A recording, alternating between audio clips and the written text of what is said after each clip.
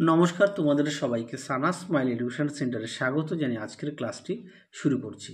আজকে তোমাদের সঙ্গে আলোচনা করব তোমরা যারা ষষ্ঠ শ্রেণীর 2025 সালের ফার্স্ট ইউনিট টেস্ট পরীক্ষা দেবে তোমাদের জন্য রায় ও মার্টিন প্রশ্ন বিচিত্র থেকে আজকের সমাধান করে দেখাবো ষষ্ঠ শ্রেণীর ইতিহাস বিষয়ে মডেল নাম্বার 1, অর্থাৎ 1 নম্বর স্কুলে তোমাদের যে সমস্ত ছোট ও বড় প্রশ্নগুলি আছে সমস্ত প্রশ্নের উত্তরের সমাধান করে দেখাবো। চলো তার আগে তোমাদের সিলেবাস সম্পর্কে একটু ধারণা দিই, দেখে নাও।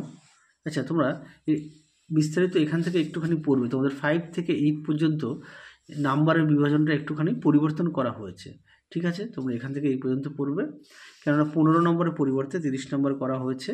তোমরা একটু দেখে নিও সিলেবাস সম্পর্কে। এখান থেকে সুন্দর করে দেখো লেখা রয়েছে। এখান থেকে আমি একটুখানি উঁচু করে দিই, এবং দেখতে সুবিধা হবে। দেখে নাও, তোমরা দেখাতে সুবিধা হবে দেখতে। অবশ্যই বিষয়টা একটু পড়ে নেবে, তাহলে বিস্তারিত তোমরা জানতে পারবে। আমি পড়ে শোনালাম না, তাহলে ভিডিওটা একটু বড় হয়ে যাবে। আচ্ছা চলো এবার মূল বিষয়ে যাই। প্রথমে দেখো ইতিহাসে তোমাদের ফার্স্ট ইউনিট টেস্টে 2টি অধ্যায় থেকেই পরীক্ষা আসবে, ঠিক আছে? দেখে নিও কোন কোন অধ্যায় থেকে নাম্বারের বিভাজনটা। চলো এবার মূল বিষয়ে যাই। একে আছে সঠিক উত্তরটি নির্বাচন করো।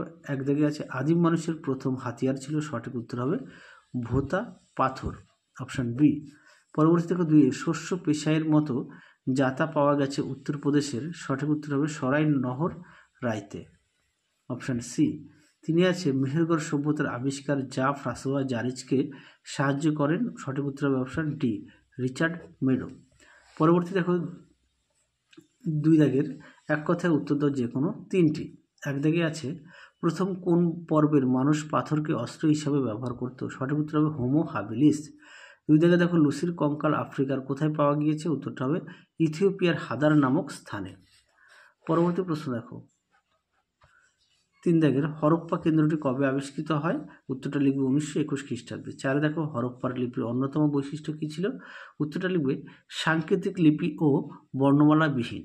আরও একবার বলি সাংকেতিক লিপি ও বর্ণমালা বিহীন। পরটা দেখো 3 কি আছে, শূন্যস্থান পূরণ করো। একে আছে আদিম মানুষের জীবনের প্রথম গুরুত্বপূর্ণ আবিষ্কার হলো, সঠিক উত্তর হবে আগুন।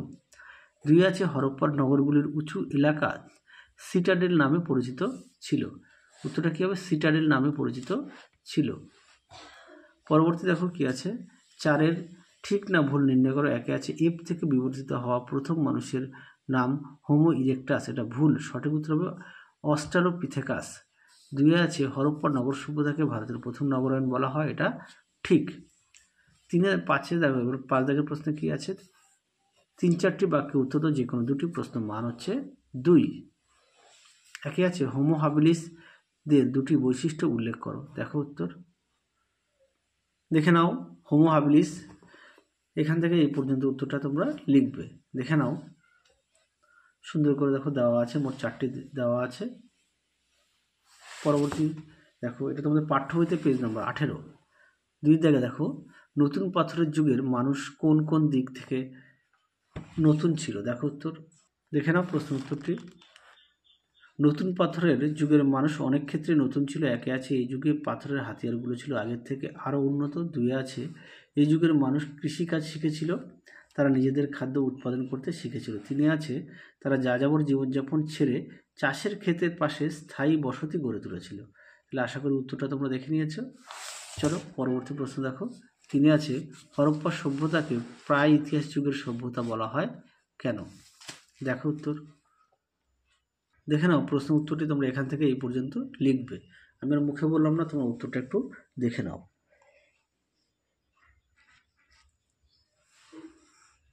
তোমাদের ষষ্ঠ শ্রেণীর আমরা আগের ভিডিওতে বাকি বিষয়ে সমাধান করে দেওয়া আছে, তোমরা যারা এখনও দেখোনি আমাদের প্লেলিস্টে গেলে পেয়ে যাবে। পরবর্তী প্রশ্ন দেখো 4 দাগের সিন্ধু সভ্যতার বিলুপ্তির প্রধান 2টি কারণ উল্লেখ করো, দেখো উত্তর। তোমরা এখানে 2টি পয়েন্ট দেবে, বন্যা দেবে। সিন্ধু নদীর বন্যার ফলে হরপ্পা সভ্যতার অবনতি ঘটে। মহেঞ্জোদারোর পাঁচিলের গায়ে কাদার চিহ্ন দেখে বন্যার কথা বলা হয়। তারপরে দেখো অনাবৃষ্টি, খ্রিস্টপূর্ব 2200 অব্দ নাগাদ বৃষ্টিপাতের অভাবে হরপ্পা সভ্যতার কৃষি ব্যবস্থার সমস্যা সৃষ্টি হয়, তাহলে দেখে নিয়েছে।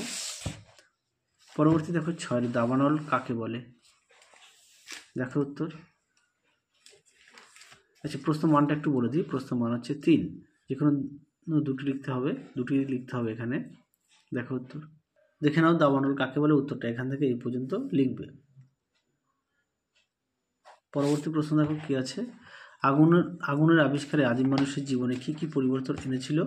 দেখো প্রশ্নের উত্তরটা দেখে নাও, প্রশ্নটাও দেখে নাও, উত্তরটাও দেখে নাও, সুন্দর করে দেখো, পয়েন্ট দিয়ে দেওয়া আছে, তোমরা অবশ্যই পড়ে নিয়ে লিখবে।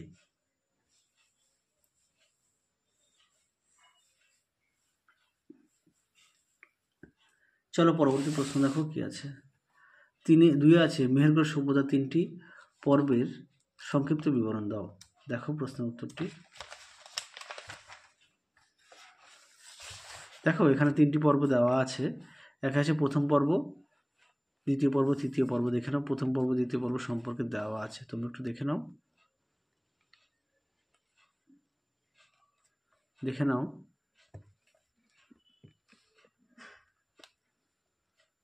যাদের বই আছে অবশ্যই বই থেকে পড়বে, যাদের বই নেই তোমরা একটু খাতায় লিখে নিয়ে পড়বে। পরবর্তী প্রশ্ন দেখো, এবার 7 দাগের নিচের প্রশ্নগুলি উত্তর দাও। প্রশ্ন মান হচ্ছে 5। একের প্রশ্ন আছে, ভারতীয় উপমহাদেশের পুরনো পাথরের যুগে মানুষের জীবনযাত্রা পরিচয় দাও। দেখো উত্তর,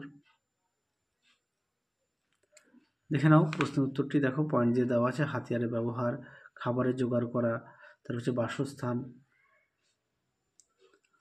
পরবর্তী প্রশ্ন দেখো,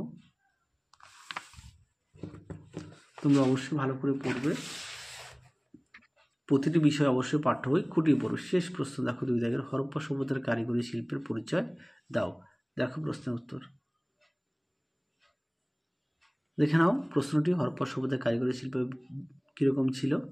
দেখো উত্তর, হরপ্পা সভ্যতার অর্থনীতির একটি গুরুত্বপূর্ণ ছিল কারিগরি শিল্প।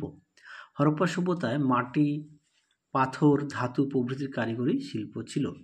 হরপ্পা সভ্যতার কারিগরি শিল্প, মাটির কারিগরি শিল্প। মাটির কারিগরির মধ্যে কী ছিল, বাসনপত্র। হরপ্পা সভ্যতায় উন্নত মাটির কারিগরি শিল্প ছিল। রোজকার ব্যবহারের জন্য মাটির পাত্র তৈরি করা হতো, এগুলোকে আগুনে পুড়িয়ে শক্ত করা হতো। পাত্রগুলির গায়ে লাল পালিশ ও উজ্জ্বল কালো রঙের নকশা করা হতো। হরপ্পায় মাটির থালা, বাটি, রান্নার বাসন, জ্বালা জাতীয় পাত্র তৈরি হতো। পরবর্তী পয়েন্ট দেখো কি দেওয়া আছে, ইট, তারপর বয়ন শিল্প, ধাতুর কারিগরি শিল্প, গয়নার কারিগরি শিল্প, ভাস্কর্য শিল্প। দেখে নাও, যাদের বই আছে অবশ্যই বই থেকে পড়বে, যাদের বই নেই তোমরা একটু খাতায় লিখে নিয়ে পড়বে। তাহলে তোমাদের 1 নম্বর মডেল সেটের ইতিহাস বিষয়ে যে সমস্ত প্রশ্ন ছিল সমস্ত প্রশ্নের উত্তর আমরা সমাধান করে দেখিয়ে দিলাম, তোমরা অবশ্যই বাড়িতে পড়বে। তাহলে আজকের মতো এখানে সমাপ্ত করছি, আবার দেখা হবে খুব শীঘ্রই তোমাদের পরবর্তী ভিডিওতে। তোমরা সবাই সুস্থ থেকো, ভালো থেকো। আজকের মতো টাটা।